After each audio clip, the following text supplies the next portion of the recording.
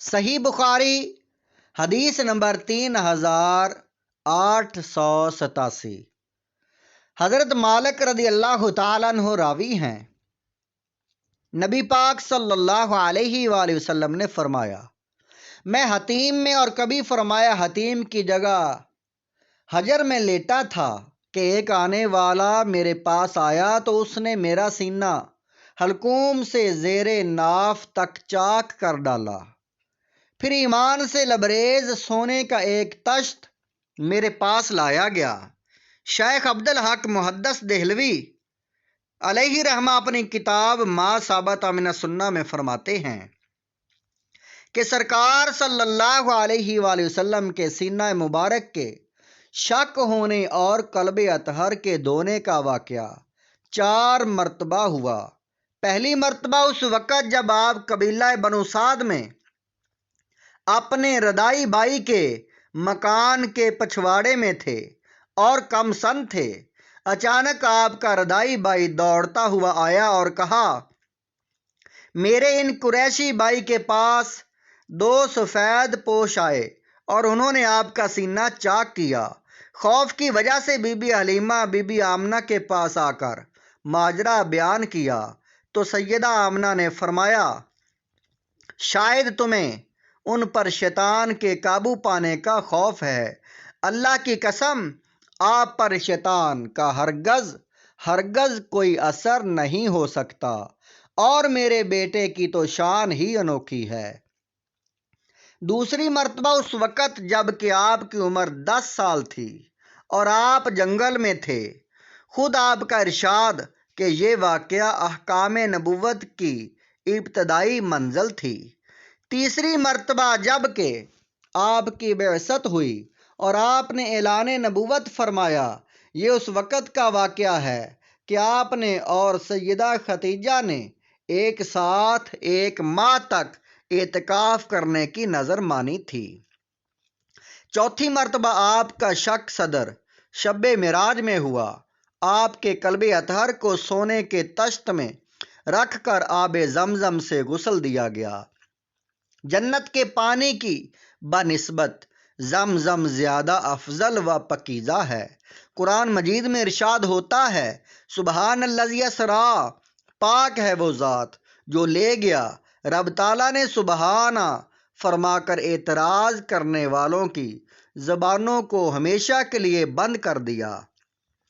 مثلاً ایک شخص آپ کے محلے میں رہتا ہو، 1 ماہ بعد آپ کو ملے، آپ اس سے پوچھیں کہ آپ کہاں گئے تھے؟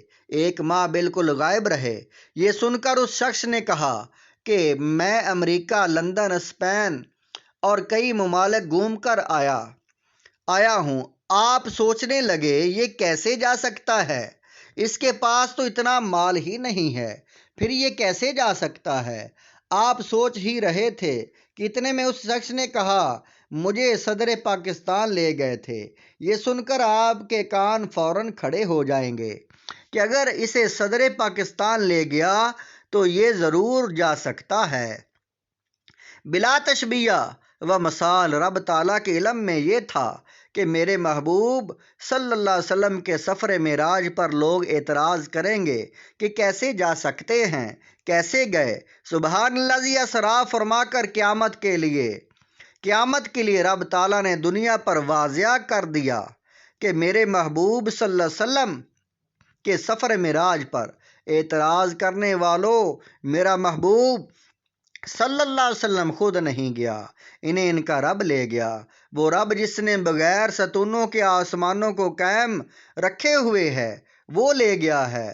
وہ رب لے گیا جسے بغیر ماں باپ کے حضرت آدم علیہ السلام کو اور بغیر باپ کے حضرت عیسیٰ علیہ السلام کو پیدا فرمایا۔ تم جانے والے کو مت دیکھو، لے جانے والے کو دیکھو۔ بعبدہ، اپنے بندے کو ساری دنیا اپنے آپ کو اللہ تعالیٰ کا بندہ کہتی ہے، لیکن قربان جائیے عظمت مصطفیٰ صلی اللہ علیہ وسلم پر کہ رب تعالیٰ نے انہیں اپنا بندہ ارشاد فرما رہا ہے۔ اپنے آپ کو اللہ تعالیٰ کا بندہ کہنا کمال نہیں، بلکہ کمال تو یہ ہے کہ رب یہ فرمائے کہ یہ میرا بندہ ہے۔ بیابدہی ثابت کر رہا ہے کہ معراج روحانی نہ تھی، جسمانی تھی۔ امام قرطبی علیہ رحمہ الجامع للاحکام القرآن میں فرماتے ہیں اگر معراج روحانی ہوتی تو بروح ابدا ہوتا۔ امام